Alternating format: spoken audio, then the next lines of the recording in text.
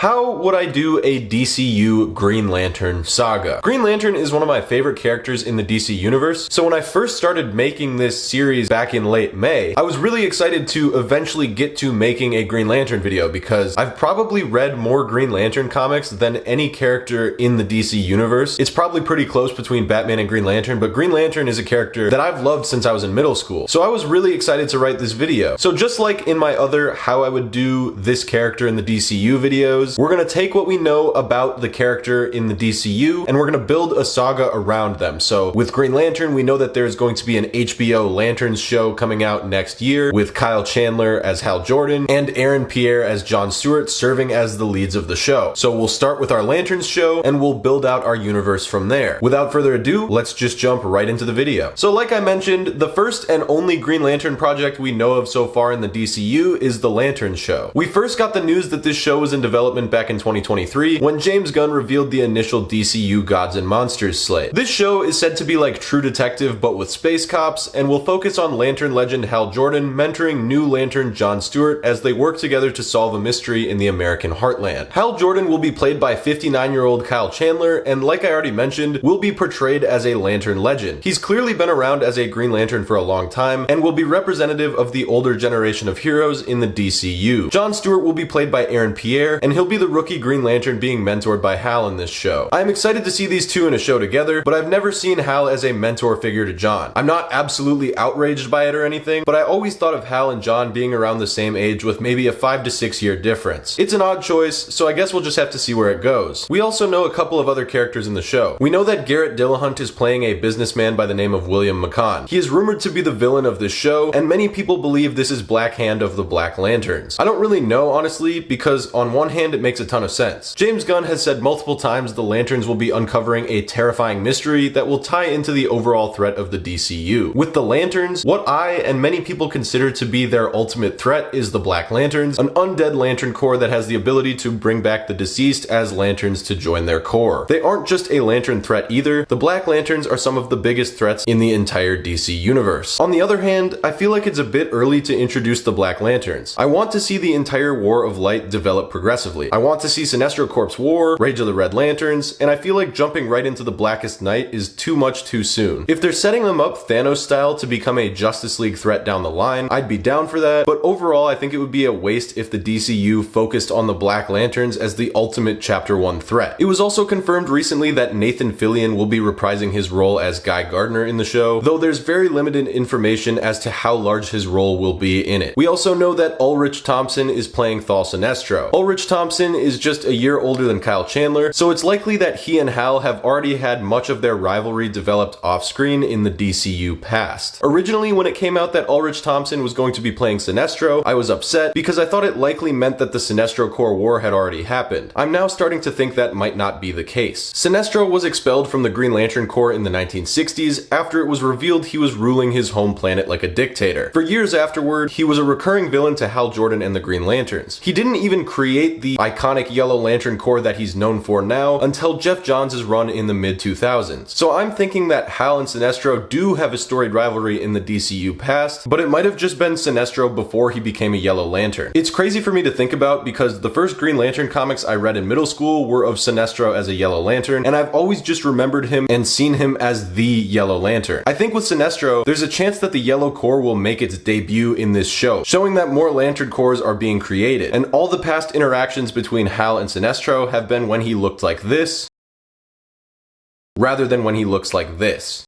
So what do I think will happen in this show? Well, like I mentioned, I think there's a chance the Yellow Lantern Corps makes its debut in timeline in this show. I also think that there is a possibility that other Lantern Corps will be in this show. There's a rumor that Atrocitist might be in this show as well, but I think it's a bit too early for that if I'm being honest. My last major prediction for this show is that I think ultimately Hal Jordan is going to end up becoming Parallax like he did in Emerald Twilight, and that he'll end up dying as a result by the end. I also definitely think Sinestro will play a role in unleashing Parallax onto Hal Jordan. This pains me to say, but it does seem like it's being hinted at a little bit, and the fact that Hal is going to be in the twilight of his career makes this even more possible. This isn't what I want to happen, but it's just what I'm assuming is going to happen. At the end of the day, I'm just a random guy on YouTube, so don't take anything I say too seriously. I know this will piss a lot of Green Lantern fans off, and honestly, I'd be there with you if this ends up happening. Hal Jordan is not my favorite Green Lantern, but he is integral to the story and has never really had his chance to shine in DC media. He wasn't in the Justice League cartoon aside from a very small cameo, he wasn't in the Justice League movie, and the only live action adaptation we've had of him was the 2011 movie, which didn't really feel like Hal Jordan to me at all. I trust the process overall, but at the end of the day, I am disappointed they decided to go with Hal being such an old age. I love the casting of Aaron Pierre, I just wish we got Hal Jordan to be at most 10 years older than him. I don't doubt that Kyle Chandler can be a great Hal Jordan, I just wish Hal was cast younger. But yeah, ultimately, I think that the show will focus on Hal training John to become a Green Lantern, and the Lanterns will uncover the terrifying mystery, which I don't think will be the Black Lanterns, but will instead have something to do with Dinosaur Island from the New Frontier. I think the New Frontier is going to be the story of the first Justice League film. It's the story of a new era of superheroes in the DC universe, and I feel like the DCU is setting up a lot of the themes of New Frontier, so to me it just makes sense that this is the direction they're going. But like I said, I do think that Hal will end up dying in this show after becoming Parallax, leaving the main protector of Sector 2814 and Earth to be John Stewart. Okay, so just a reminder, now that we have Lanterns out of the way, we have to build out the rest of the DCU from the Lanterns show. I know that Gunn and Safran said it's possible we could be getting more seasons of the Lanterns show if it's successful, but I honestly don't want another season. I think if the show is successful, you have to turn this into a film franchise. I think the Lanterns are the most intriguing in space, and it's hard to do a space opera TV show because the budget would be ridiculous. So for the follow-up to our Lanterns show, I have a Green Lantern movie. This film would see John Stewart fully realize his role as the main protector of Sector 2814. I think a lot of this movie would focus on John trying to prove himself to the other Lanterns. Like it's been mentioned a few times, Hal Jordan was a Lantern legend in the DCU, so his new replacement would likely have a hard time filling in the boots for Hal Jordan at first, especially for those around him. As for the story for this film, there's not really a specific storyline I would want to take inspiration from. There is, however, a villain I have in mind, and that is the mad scientist Dark Guardian Krona. So the Guardians of the Universe come from a race of beings called the Maltusians. The Maltusians are some of the most ancient intelligent aliens in the DC universe. Among them was a scientist by the name of Krona. He was obsessed with conducting experiments, specifically centered on wanting to go back in time and witness the creation of the universe firsthand. He was successful in doing so, but the result of his experiments unleashed a lot of evil onto the universe, and in some incarnations also resulted in the creation of the multiverse as well. The Maltusians were obviously furious about this, as Krona's experiments went against their laws, and they turned him into energy form and exiled him from the planet. The Maltusians then set out to stop the evil unleashed onto the universe by Krona's experiments, which eventually led to some Maltusians moving to the planet Oa and becoming what we now know as the Guardians of the Universe, the creators of the Green Lantern Corps. The Guardians wanted to create a peacekeeping force to help enforce law and stability throughout the universe, and they at this point were very strongly against emotion, so they commissioned the creation of the Manhunters. The Maltusians rejected emotion, and the logic behind engineering this peacekeeping force was that by having the enforcement be a non-emotional entity, they could be easily programmed and wouldn't make judgment calls based on their emotions. They would just do what they're told. Eventually, Krona was able to escape his energy form, and once getting out, he got back to his old antics. Unlike the other Guardians, Krona felt that emotions were a powerful tool, and seemingly wanted to prove that to the Guardians. So what did he do? Well, he reprogrammed the Guardians' peacekeeping force, the Manhunters, to wipe out an entire space sector, taking billions of innocent lives. This is what's known as the Massacre of Sector 666, and there were a couple of survivors that will come up later as very important characters in this saga. Now that the Guardians had realized they could enforce their laws in the universe with the Manhunters, they decided to turn to emotion and create the Green Lantern Corps, recruiting soldiers based on their ability to utilize willpower. Okay, so now that we got that absolutely massive lore dump out of the way, how would Krona tie into this movie? I think you could have it so the Guardians once again were able to capture and imprison Krona following the massacre of Space Sector 666 way back when. They banish him to imprisonment on Quard, which is where he's been all this time until the beginning of the movie. Then he's able to mysteriously escape, and we're not sure how. He comes back to Oa where the Guardians are and reveals to the Green Lanterns that the Guardians have covered up one of the biggest atrocities in the history of the universe. He reveals the massacre of Sector 666, causing many of the Green Lanterns to revolt against their superiors, which in turn might cause a civil war in the Green Lantern Corps. This makes sense that Krona would want to reveal this too, as he, unlike the rest of the Guardians, always believed in the power of emotion. This might cause some of the Green Lanterns to believe he was responsible for the creation of the Green Lantern Corps in the first place, and instead resort to serving him rather than the Guardians, who have now been exposed for hiding a horrible secret. This would cause an inner conflict for many of the Lanterns, and would cause John Stewart to have to dig deeper into the massacre of Sector 666. I think what would have to happen for the old Guardians faction of Green Lanterns to defeat Krona's Lanterns is that John would have to get to the bottom of how the Manhunters massacred the entire sector, with the answer being that Krona reprogrammed all of them to do it. This would stop the Green Lantern Civil War and cause the Force to reunite to defeat Krona once and for all. As for side characters, Guy Gardner would definitely have to be featured. At this point, it's only him and John as our Earth Lanterns, so we're gonna need him. I'd also bring in Kilowog, Sodom Yat, and Kat Matui as supporting characters, helping John get to the bottom of the mystery. So yeah, I didn't really have a main story inspiration for this one. I think it would be cool to dive into the history of the Green Lantern Corps, which is why I chose Krona as the main villain, because his character ties directly into the history of the Guardians and how the Corps was initially created. In the film's end credit scene, I would show Sinestro working with the Weaponers of Qward to create the first Yellow Lantern ring, and I would also reveal that Sinestro was the one who freed Krona from the prison. Then I would spin off from the main Green Lantern story with an animated series. This show would be Tales from the Green Lantern Corps, and it would be an anthology series following various Lanterns and their mission across the universe. I would have it take place all across the timeline. You could do some episodes that take place hundreds of years ago, some in the 20th century, and some in the DCU present. I would have the Earth Lanterns Hal Jordan and Guy Gardner have a couple of episodes, but I wouldn't have the Earth Lanterns be the main focus of this show. This would be a Tale of the Lantern Corps show, so other alien lanterns would be front and center as well. I would have other lanterns like Tomar Ray, Abin Sur, Kilowog, Sodom Yat, and Kat Matui get their own episodes. Because there's a bunch of interesting Earth Lanterns, people often forget how many cool alien lanterns there are as well. So I think a show that mostly focuses on the stories of alien lanterns would be very interesting. I would, however, definitely focus on Hal Jordan for at least 2 episodes. Specifically, I'd love to see a Brave and the Bold style team up with Barry Allen. If we're gonna get the end of Hal's story as a Green Lantern in Lanterns, then we'll never get the chance to flesh out this friendship. I mentioned in my DCU Flash Saga video that these characters are strongly tied together throughout DC Comics history. They debuted pretty close together, serving as more modernized versions of their characters. They've also always been portrayed as being good friends, so seeing Hal and Barry's dynamic for at least one episode would be really cool. I'd also have an episode dedicated to Green Lantern meeting Green Arrow. I think the first couple issues of Hard Travelin' Heroes would be the perfect story to adapt into a 20-minute episode, where Hal Jordan and Oliver Queen have to work together to save an apartment complex from getting bulldozed by an evil landlord. Hard Travelin' Heroes is one of my favorite DC Comics runs of all time, and I would easily put it in my top 5, but I'll get into why I love it so much in a little bit. I'd also love to see an episode of Sinestro hunting down the one who caused Abin Sur's ship to crash, resulting in his death. In the comics, Atrocitus is responsible for this, and Sinestro hunts him down and strands him on a planet to rot. But yeah, I'd have this be pretty much its own self-contained thing. I wouldn't have this as required viewing for the DCU, but I think it would be really interesting to expand on the lore of the Green Lanterns by having a show like this. Like, it's not required viewing, it's not homework, but it's something where if there are fans who like the first Green Lantern movie or they like the Lantern show and they want an expansion on the lore, this is something that they could watch. Then next we have our second Green Lantern movie, and this would probably be one of my most anticipated DCU projects they could ever announce. Ever since I first got into DC, Sinestro was one of my favorite villains, and that is in large part to Sinestro Corps War being my favorite Green Lantern story. In the comics, this story is the ultimate culmination of not only the rivalry between Sinestro and Hal Jordan, but Sinestro and the entire Green Lantern Corps as well. When Sinestro was a Green Lantern, he was considered to be one of the greatest to ever wield the ring. He was widely trusted among the Guardians and Green Lanterns, and even played a large role in mentoring Hal Jordan. The two of them became very close as partners, even considering each other to be good friends at certain points. However, eventually Hal discovered that Sinestro was ruling his home planet of Korrigar as a dictator, and he also found out that Sinestro pretty much demanded to be worshipped as ruler of the planet, which Hal was not okay with. Hal reported this to the Guardians, causing Sinestro to be put on trial. During the trial, Hal testified against Sinestro, and he was banished to Qward for his actions. Sinestro swore revenge on the Green Lanterns before being sent to Qward. After being banished by the Green Lantern Corps, Sinestro was stranded on Qward, where he worked with the Weaponers of Qward to create a yellow power ring. He had this power ring pretty much all throughout his history in the comics as a villain, but he never was a yellow lantern. The Green Lanterns always had a weakness to yellow, so he had this yellow ring to basically counter them. And then much later in DC continuity, he he re-paired up with the Weaponers of Cord, and they helped him make a bunch of Yellow Lantern fear rings. Now, the same way that the Green Lantern rings find users who have great willpower, the Yellow Lantern rings search out users who can invoke great fear. So that's what Sinestro did. He paired with the Weaponers of Cord to create more rings, and he made his own Lantern Corps, the Sinestro Corps or the Yellow Lantern Corps. And in Sinestro Corps War, he begins sending them out all over the universe to form his own. The Yellow Lanterns initiated an all-out war with the Green Lanterns, starting with the invasion of Oa, slaughtering many Green Lanterns in an ambush. And this was only the beginning. I think this would make for a great movie. I know it's rare we see comic books get direct adaptations to the big screen, but I wouldn't change Sinestro's story or the Yellow Corps' origin one bit here. I think it's so well written by Jeff Johns, and in my mind, it really lifts Sinestro to being an S-tier villain. The one issue I have with adapting this story into a film is that John Stewart would be the main character rather than Hal Jordan. I feel like one of the most fun parts about Sinestro Corps War is that not only is Sinestro gunning for the Guardians and all the Green Lanterns, but he's also very specifically targeting Hal Jordan in a rivalry that's been brewing for so long at this point. Obviously, John and Sinestro don't like each other, but Hal and Sinestro is one of the most storied rivalries in DC Comics. I'm not saying it can't work, I just think you have to make a couple changes. For one, I mentioned that Krona was mysteriously freed from his prison on Cord in the first film. We know from the film's end credit scene that Sinestro was responsible for this. Why did he do this? To divide the Lantern Corps and cause losses on both sides of the Lantern Civil War. Even after the Corps reunites, there's still so much distrust surrounding the Guardians following the revelation of the 666 massacre, leaving the Corps weaker than it has ever been. I also think that Sinestro might view John being the main protector of Sector 2814 as weak, thinking that he is nothing in comparison to his predecessor Hal Jordan. John also does have reason to hate Sinestro, as he was partially responsible for Hal's death back in the Lanterns show, so you could play that angle up as well. I also think that you bring back Parallax in this film, as he is tied to the Yellow Lantern Corps as a whole. I mean, Parallax itself is the entity of fear, essentially, and maybe at some point it makes a run for John Stewart like it did for Hal Jordan. I think this would be another interesting angle. You have John dealing with this monstrous entity that killed his mentor and one of the greatest Green Lanterns, and now he has to find a way to overcome it. Part of me wanted to just make this an animated prequel film starring Hal Jordan, but I feel like this story has just too much blockbuster potential to leave off of the big screen. It's my favorite Green Lantern story, and I think it's the greatest Green Lantern story ever written. For the Yellow Lanterns I'd like to see, I think Arkillo is a no-brainer. He's pretty much Sinestro's enforcer and the analog to what the Green Lanterns have in Kilowog. I also really like the story of Karu Seal. She went through a lot throughout life, with her family being killed and being taken in by a different species. Then her new family was also killed, this time by a Green Lantern, so you understand why she wants to get her revenge. Obviously though, this is a Sinestro Corps War movie, so I feel like most of the top tier Yellow Lanterns would at least get an appearance. But those are two Yellow Lanterns that I would have right by Sinestro's side. Oh, and Amon Sur as well, the son of the predecessor to Hal Jordan, Abin Sur, and he ends up being a Yellow Lantern in the comics. I would definitely throw him in there as well. I think that's an interesting angle. Guy Gardner would also make his return in this film as a supporting role to John Stewart, and he'd be on the front lines fighting against the Yellow Lanterns. Ultimately, the losses on the Green Lantern side would get so bad that the Guardians would have to change the Book of Oa, allowing the Green Lanterns to kill. This is one of the fundamental changes that Sinestro wanted to see through, as he felt the intergalactic rule of the Guardians could only be carried out with an iron fist. Now that the Guardians had to change a key element of the Green Lantern Corps, he had won, regardless of the ultimate result of the war. So despite losing the war ultimately, he sees this as a victory. There's also a prophecy foretold at the end of Sinestro Corps War that discusses the War of Light, the rise of the other Lantern Corps, and ultimately the Black Lanterns. So we'd throw that all in the end of this film as well. So yeah, that's how I'd adapt the Sinestro Corps War in the DCU. It's not how I would do it if I was in full control. I'd definitely have it be a Hal and John film, but again, I'm working with what I think is going to happen and trying to make the best of it. Alright, so next we're going back in time in the DCU timeline. James Gunn has said that the DCU will be more reminiscent of Star Wars rather than Marvel, and I think part of what he means by that is that stories will be told all over the timeline regardless of release date. James Gunn said that they're going to try to keep the same actors to play the characters in live action and animation, so I doubt we can get a live action prequel project with Hal as Green Lantern. So as a compromise, I think it would be awesome to see a limited animated series based on Denny O'Neil and Neil Adams' Hard Travelin' Heroes. We already had a sort of backdoor pilot in the first season of Tales of the Green Lantern Corps, and my guess is that it would be one of the most popular episodes in that show. Denny O'Neil himself described this show as a liberal and a conservative traveling across America together, with Green Arrow more so resembling the liberal side and Green Lantern leaning conservative. This is one of the dynamics of the comic book that makes the book so interesting. Lantern and Arrow do become good friends over the course of this book, but their beliefs and approach to dealing with crime and corruption differ greatly. Their different viewpoints on issues they're trying to deal with are one of the best aspects of the book. Obviously, what would be considered a liberal and a conservative back in the 70s would differ quite a bit from what we say now, but you can still adjust around it. Also, I'd probably have this take place around 15 years prior to the DCU present, so we can see younger versions of these characters. I'm thinking Hal would be early 40s, with Green Arrow 5 to 7 years younger than him. Hal and Oliver is one of my favorite dynamics in the DC universe, and it's honestly insane to me how little this friendship has been adapted in DC media. The only time I can remember them being around each other, at least in recent memory, was the Green Lantern Beware My Power movie, but even then they hardly interacted and it also ended terribly, and overall I just really wasn't a fan of that movie. But yeah, I'd love to see this comic book get an adaptation. I think their dynamic is great, and I would love to see it adapted in some way. Next, we dive into our next movie, and that is going to be a Justice League Dark film. So this might confuse some people. We go from a Deep Space Saga to a magic-based Justice League Dark film. How does that make any sense? Well, that's because we're adapting the DC storyline, Spectre, Day of Judgment, one of the earliest works from legendary writer Jeff Johns, and while it may not be a Green Lantern story, it does centrally involve Hal Jordan and how he returns to the DC universe after dying as Parallax. So the Spectre, known as the DC's Spirit of Vengeance, is essentially the wrath of God. This is an exceedingly powerful being in the DC universe, and he's tasked with passing judgment on those who provoke God's wrath. The thing with the Spectre is that he needs a human host to keep him grounded, or he gets way too destructive. He is a cosmic entity, and thus doesn't have the perspective that we humans do, so he needs to bond with a human host to level things out. For years, Jim Corrigan was the Spectre. He served for a very long time as the human bonded to the Spirit of Vengeance, and he would carry out God's judgment. But in this story, he was finally allowed to pass on to the afterlife, leaving the Spectre ungrounded and without a host. Then we have the fallen angel Asmodel, who, knowing the Spectre is extremely powerful, ends up bonding with it, causing a potentially earth-shattering disaster. The Spectre is now being controlled by a demon, unleashing hordes of demons on Earth and freezing over hell. This is obviously an absolute disaster for the DC universe, and all the teams split up to solve the problem. The first thing they try to do is travel to heaven and convince Jim Corrigan to rebond with the Spectre. After trying to persuade him, Jim eventually refuses, and for a moment seemingly all hope is lost. Then, a team travels to Hell, where they look to find somebody to take over as the Spectre, and this is where they find Hal Jordan, who had recently been Parallax, wiping out much of the Green Lantern Corps and turning full villain, before sacrificing himself in the final night to save the universe. He is now in Hell, having to reflect on his mistakes he made right before his death. The heroes decide that Hal is likely the best fit to bond with the Spectre, so that's what ends up happening. Hal Jordan becomes the new Spectre. I think this would be an amazing plot for a Justice League Dark film. You could have DC's top magic heroes doing everything they can to stop Asmodel from destroying the planet, and then realize they need Hal Jordan's soul to put a stop to things. I just think seeing characters like Constantine, Zatanna, Madam X, Deadman, Dr. Fate, Swamp Thing, and Animal Man in an all-magic heroes team-up film would be a ton of fun, and this is a story that I don't hear talked about very much, despite how good it is. I also think that not only do we get to see the redemption of Hal Jordan from his death in the Lanterns TV show, but we as fans get to see more of him in general. I wouldn't be too thrilled about Hal becoming Parallax, but if we got to see this arc where he becomes the Spectre and ultimately finds his redemption this way, I think it would be worth it. At the end of the day, I'll always prefer Hal Jordan as the good guy Green Lantern, but this is a story I want to see regardless. And if you're already starting with him as a much older version of the character than we're used to seeing, I think you might as well pull the trigger on this really good, lesser known story eventually. I will say that I wouldn't make this the first Justice League Dark film though. I think you have to let Hal's death in Lanterns breathe and give it a few years before you have him return as the Spectre. Who knows, maybe I could talk more about this in a Justice League Dark video, so let me know if you guys would want to see that. Then, for our third film in our Green Lantern saga, we have Green Lantern Rage of the Red Lanterns. So this story immediately follows Sinestro Corps War in the Jeff Johns run from the 2000s. Like I mentioned at the end of our Sinestro Corps War movie, there's a prophecy about other Lantern Corps rising and the War of Light. So we'll start to see that come to fruition in this movie. So this arc immediately follows Sinestro Corps War in the comic books, and the beginning of the book includes the Green Lanterns getting ready to transfer a now captured Sinestro to Corrigar, where he'll stand trial. Eventually, the decision is made to sentence Sinestro to death. However, a group of Yellow Lanterns attack in an attempt to free him. A fight breaks out, and then a new, mysterious Lantern Corps joins the fight, that being the Red Lanterns. So the Red Lanterns were created by Jeff Johns. They represent an emotion just like every other corps on the emotional spectrum, with the Reds representing rage. Pretty much every Red Lantern has has dealt with some horrific tragedy in their lifetime, and the Red Ring seeks out those who feel it the most. They're also different from other corps in the way the initiation process operates. When one puts on the ring of a Red Lantern, their blood is replaced by what I think is called rage plasma, and vital organs essentially become dependent on the Red Ring staying on. In a way, the Red Ring replaces the heart and is now like the sole operator of the body. So you cannot take this thing off when you put it on. Like, if you take it off, it will kill you. Obviously, there's some exceptions because it's comic books. There have been people that have removed the Red Ring, but for the most part, that's the gist of it. Once you become a Red Lantern, you can't not be a Red Lantern anymore. The leader of the Red Lanterns is Atrocitus. Remember when I mentioned way back in our first Green Lantern movie that because of Krona, the Manhunters slaughtered all but a handful of civilians in an entire space sector, and that they would become important later? Well, Atrocitus was one of the few that survived, and it left him hateful and vengeful towards the Guardians for his entire lifetime. It led to him eventually killing Hal Jordan's predecessor Abin Sur, and resulted in him being stranded on a planet by Sinestro for a very long time. So in this story, Atrocitus is out for revenge on the Green Lanterns, but he's also very focused on Sinestro. The Red Lanterns end up taking Sinestro as their prisoner back to their homeworld of Eastmalt, where they plan to torture him and take him out entirely. At this point in the story, we go back to Hal Jordan, who encounters the first Blue Lantern, Saint Walker. Other Lantern Corps are now starting to pop up, so Saint Walker would mark the debut of the 4th Lantern Corps. The Blue Lanterns represent hope, and Saint Walker is somebody who becomes a very strong ally of Hal Jordan and the Green Lanterns. The two decide to team up to go to Eastmalt and free Sinestro, with Hal wanting the execution to be carried out by the Green Lanterns, and Saint Walker claiming that Sinestro's survival is vital to the upcoming prophecy. So obviously in our timeline, Hal is no longer a Green Lantern, so pretty much all of this would go to John. At this point in his career, John is a respected veteran Green Lantern and has gone through a couple of Justice League movies as well. He's no longer trying to find his place as a Green Lantern, and he is one of their best. I would also introduce Kyle Rayner in this film. So originally in the comics, Kyle Rayner was the last Green Lantern after Hal Jordan destroyed the Corps as Parallax. Initially, I was going to leave him out of the video and save him for a part 2 to this one, but I feel like a Green Lantern saga, especially as big as this one has ended up becoming, would be underwhelming without both Hal Jordan and Kyle Rayner. He'd be a reserved role and wouldn't do anything too crazy, training as a rookie Green Lantern under John Stewart. So in the same way Hal trained John, John now gets to train Kyle. I would also bring back Guy Gardner to be part of this film. At this point, Guy is probably getting up there in age, but it would still be nice to see him make a return. I would also have a tease of him eventually becoming a Red Lantern. Maybe throw in a scene where it's just him and Atrocitus having a conversation, but have it be a discussion about how Guy has always been filled with rage or something. But yeah, this would be the movie where we really show the War of Light take off. The Green, Red, Yellow, and Blue Lantern Corps would all play a vital role in this story. Atrocitus and the Red Lanterns would emerge with the immediate goal of killing Sinestro, and John would meet Saint Walker, who would inform him of the Blackest Night prophecy, stating that Sinestro would need to be kept alive. This would cause them to find and rescue Sinestro, while also racing against the Yellow Lanterns to find him first. In the end, Sinestro is beaten pretty badly but is rescued, the Red Lanterns retreat after a full-on Green Lantern invasion on Eastmalt, and the Corps prepare for the Blackest Night. So next we have Season 2 of our Tales from the Green Lantern Corps animated series. This would take place fully within the War of Light storyline, so this show would go over every Lantern Corps, their expansion, what they represent, and what their goals are. We have yet to introduce 3 Corps on the emotional spectrum. Indigo is one of them, and this is the Lantern Corps of Compassion. Unlike the other Corps, you don't have to be strong in the emotion to connect with the ring as an Indigo Lantern. The ring itself actually forces the user to be compassionate. Many Indigo Lanterns were actually violent criminals, but upon using the Indigo ring, they became compassionate. We'd also introduce the Violet Lanterns, who represent the emotion of love. The thing is, I don't know how they're going to go about introducing Carol Ferris in this universe. She is the main love interest of Hal Jordan, but at this point we're probably like 10 to 11 years past the point of the Lanterns show, so assuming Carol is even remotely close to Hal's age, she's probably at her youngest 60 years old. I don't know if they want to do something different where the Star Sapphire we end up getting is actually Carol's daughter, but it's definitely a complicated subject. And then finally we'd introduce one of my favorite characters in the Green Lantern mythos, that being Larfleeze. So Larfleeze is the only Orange Lantern in the universe, with the orange light representing avarice or greed. Because Larfleeze does not want to share the orange light with anybody else, he is the sole wielder of the Orange Ring. He is also extremely powerful and has killed many during his time as an Orange Lantern. With the Orange Ring, he actually uses the beings he's killed as constructs to help him in battle. He's kind of a blend of a comedic character mixed with a tragic backstory, and he's also obscenely powerful, so it would be cool to see him here. And because we lost so many Lanterns in Sinestro Corps War and Rage of the Red Lanterns, we're going to need to bring in some new ones, so enter Jessica Cruz and Simon Baz. So anyway, we're gonna bring in Simon and Jessica here as our 4th and 5th Earth-based lanterns. We're gonna change Jessica's origin a little bit because I don't think it makes much sense for her to get the Ring of Volthoom or the Earth 3 Green Lantern's ring. Because in my Justice League video, I don't really see myself getting into the multiverse stuff for a long time, so we'll just go with a green ring having found her. If you don't know her story, she went on a hunting trip with a couple of friends where they came across some mobsters burying a body. Of the group she was with, Jessica was the only survivor as the mobsters began taking the rest of them out. It resulted in her developing extreme survivor's guilt, anxiety, and depression. For 4 years following the incident, she refused to leave her room. That's when the Ring of Volthoom found her, and she became Power Ring, also known as the Green Lantern of Earth 3. Earth 3 is where the crime syndicate comes from, and they're basically the evil Justice League, which is where Jessica got her ring. I like how her story is quite different from other Lantern origins, and her becoming Green Lantern does make a lot of sense. The strength to overcome that horrible night with her friends and keep pressing forward make for a really compelling Green Lantern origin story. We're also going to bring in Simon Baz, who I'll admit I'm not as big of a fan of, but I think him and Jessica's relationship is a fun time in some of the Green Lantern comics, so I think the two of them being partnered up for a few episodes would be fun. Lastly, we teased it in our last film, but I would have Guy Gardner give in to the rage in this show and become a Red Lantern. I feel like Guy, especially in the comics as a Red Lantern, makes a ton of sense. The dude is always acting out of impulse and anger, and I think his run as a Red Lantern in the comics is a sensical arc for his character. Then we dive back into the magic side of the DC universe with a show dedicated to Hal Jordan's time as the Spectre. I mentioned in my storylines I want to see in the DCU video that I love this run, and it's one of my favorite Hal Jordan stories ever. The run focuses on Hal reflecting on his past, how he was once a great hero, but slowly turned evil, eventually leading to the destruction of the Corps and his own image. He had gone from hero to villain, and this story he has to reflect that. Obviously, in our universe, Hal Jordan did not destroy the Green Lantern Corps, but if he does become Parallax or become infested with Parallax in our Lanterns show, then he would definitely do some evil stuff. Like, that's just what happens when Hal gets infected by Parallax. Hal's time as the Spectre is really interesting because rather than using his power as the Spectre to be a spirit of vengeance, he tries to turn the cosmic entity into a spirit of redemption. This is part of why I think making Hal the Spectre was such a good move. When he's taken out of hell, he's clearly regretful of his actions in Emerald Twilight. He has deep remorse, which is why when he becomes the Spectre, he grounds the spirit of vengeance with his point of view, even if it doesn't seem like something that God would want. I think it's a really good angle, and I think it could make for a really good HBO series with Kyle Chandler starring as the Spectre. If they do end up killing off Hal in the Lanterns show, I really hope that they go this direction. I hope that it's not just a one-off, the character is now dead and we're never gonna see him again. And I know that James Gunn did say that when a character is dead in the DCU, they're going to stay dead. But with Hal as the Spectre, he's not technically alive. Like with Jim Corrigan as the Spectre, I wouldn't say that Jim Corrigan is alive. I'd say his spirit has been fused with another spirit. I don't think that makes him alive. I think that just makes him a different being or being on a different plane of existence, essentially. So that would be my response to that before you comment that. But yeah, I think this would be perfect for an HBO show. Hal Jordan as the Spectre in this dark, philosophical TV show with Kyle Chandler as like a 70-year-old man. I think it would be so dope. I would love to see it. I think that Hal's return arc from Parallax to Spectre to Green Lantern is so underlooked, especially his time as the Spectre. I think it is such a good run, and I would love to see it adapted in the DCU, especially if Hal becomes Parallax. So now we've reached the concluding chapter of our Green Lantern saga with Green Lantern Blackest Night. We've talked about the Blackest Night prophecy throughout this video, and at this point in our saga, we've arrived. I will say though, I don't think this story is contained enough to tell it all in one movie, and I also don't think it's a story that just the Lanterns can handle. I think part 1 would take place in space, where all the Lanterns are trying to take down the Black Lanterns, with the end result being that they ultimately fail and need to retreat to Earth to call in the other heroes. So for this video, I'm going to keep this segment relatively brief, as I want to discuss it in my eventual Justice League video, but I'll go over the general concept. We are also very far down the line in the DCU at this point. I'm assuming about 13 to 15 years, so this would be the perfect time to use the Black Lanterns. The Black Lanterns represent death, and in the comics, the rings seek out those who are dead and resurrect them as lantern zombies, basically, that are extremely powerful, and the other Lantern Corps do very little damage to them on their own. So in the comic storyline, various superheroes get resurrected as Black Lanterns, with the most famous example being Batman. Yes, Batman becomes a Black Lantern. They are led by an extremely powerful cosmic entity named Necron, whose herald is a man named William Hand, also called Black Hand, who is rumored to be this guy in the Lanterns show. and I will say, I don't believe it. I don't think he's Black Hand. I know that his name is William McCann, William Hand. Could be the same person. I don't know. I'll eat my words if I'm wrong, but my prediction is that it's not. Necron is essentially the embodiment of death, and he wishes to eliminate all life in the universe, returning it to its eternal blackness. Obviously, the War of Light is still going on at the time of this film, but all the Lantern Corps will quickly realize that they need to work together if they're going to save the universe from eternal blackness. Like I said, this movie would take place entirely in space as the Black Lanterns go about resurrecting various species throughout the universe. The film would end in the eventual retreat of the Corps, and the Black Lanterns making their way to Earth with rings going to very powerful dead heroes who we've seen pass away throughout the history of the DCU up to this point. So this would be a way to have some of these heroes return as evil Black Lanterns, pretty much zombies of their former selves. And I think it would be really cool for DCU fans to see that, see these characters that they were familiar with and watched evolve over the course of the DCU, but now are Black Lanterns. I think that would be awesome. I do want to leave most of this segment to my Justice League video, but I do want to talk about what I would do with Hal Jordan. So far in this timeline, Hal died in the first Lanterns show, was taken out of Hell in the Justice League Dark film to become the new Spectre, became the Spectre for a bit, and here we would see him part ways with the Spirit of Vengeance. That might seem like it would be the end of Hal's story, but I think an awesome way to have Hal triumphantly return in Blackest Night Part 2 would be to see him come back as a White Lantern. That's all I'll say on that for now, because I want to get fully into that in my Justice League video. But yeah, that is how I would do a DCU Green Lantern saga, and I'm thinking about re-editing and re-uploading my DCU Bat Family video just to get some more traction on my channel. I feel like that was a really good video and it didn't do too well. And then after that, I have a massive video planned. I'm not going to tell you what it is. You're just going to have to see what it is when I upload it. It's about 16,000 words of a script right now. I'm still working on it, but yeah, that'll probably be out, I'd guess, in early September. So be prepared for that. Anyways, guys, thank you so much for watching this video, and I will see you in the next one.